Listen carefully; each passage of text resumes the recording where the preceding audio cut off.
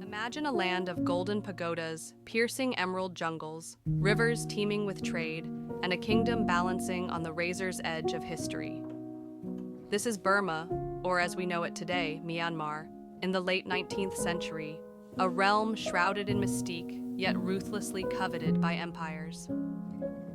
Today, I invite you to step into the leather-bound pages of Our Trip to Burma, 1877, a remarkable travelogue by Surgeon General Charles Alexander Gordon, a man who wielded both a stethoscope and a pen with equal authority. Gordon was no ordinary traveler. As a British military medic, his mission intertwined health, science, and imperial ambition. While soldiers mapped territories and diplomats negotiated treaties, Gordon diagnosed landscapes. His book is not merely a diary, it is a diagnosis of a nation. Picture this: a Victorian physician, notebook in hand, scrutinizing Burma's fevers and festivals with the same clinical eye. His account is a collision of worlds. The stethoscope meets the stupa, germ theory clashes with gnats, spirit deities, and colonial certainty wrestles with cultural complexity. When Gordon arrived, Burma was a prize in a high-stakes game. Britain had already seized Lower Burma, lured by teak forests and ruby mines, while Upper Burma clung to independence under King Mindon. Gordon's journey unfolds in this twilight of sovereignty. His descriptions of Mandalay's royal court, a labyrinth of intrigue and opulence, hint at a world about to vanish.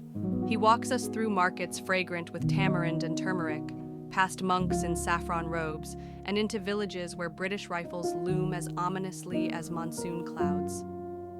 Gordon's medical training shapes his gaze. He dissects Burma as if it were a patient, its climate unhealthy, its people industrious but superstitious, its rulers benighted. Malaria, dysentery, and smallpox dominate his notes, but so do fascinating accounts of Burmese herbal remedies and midwifery practices. Here lies the paradox. Gordon dismisses local healing as primitive, yet meticulously documents it, a testament to the Victorian obsession with cataloging the exotic. His work inadvertently preserves knowledge that colonial medicine would later erase. Gordon's pen dances between wonder and condescension.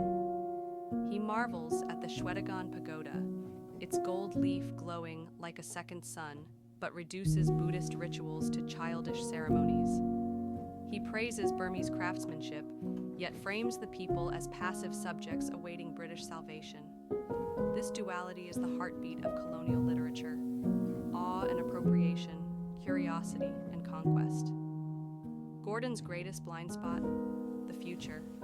He writes with the confidence of an empire at its zenith, unaware that within a decade, Britain would swallow Upper Burma whole. His notes on resources, teak, oil, rubies, reveal the economic hunger driving imperialism.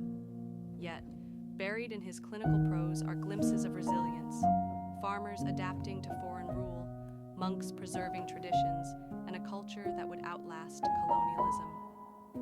Our trip to Burma is more than a relic. It is a mirror reflecting how empires saw themselves as bringers of light, even as they cast shadows.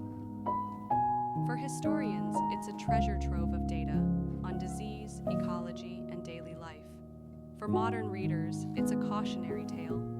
Gordon's certainty in Britain's civilizing mission feels hauntingly familiar in an age of cultural hubris. But let us also read against the grain. Between Gordon's lines, we hear whispers of Burma's voice, a reminder that history is not just written by the victors, but also endured, resisted, and retold by those they sought to conquer. As we close Gordon's book, let us ask, who writes our stories today? What biases shape them? And whose voices are still waiting to be heard? Our trip to Burma is not just a window into 19th century Burma, it is a challenge to see our own world with clearer eyes. So the next time you stroll past a Burmese restaurant or see a headline about Myanmar, remember Surgeon General Gordon and the countless stories like golden pagodas hidden in mist, still waiting to be uncovered.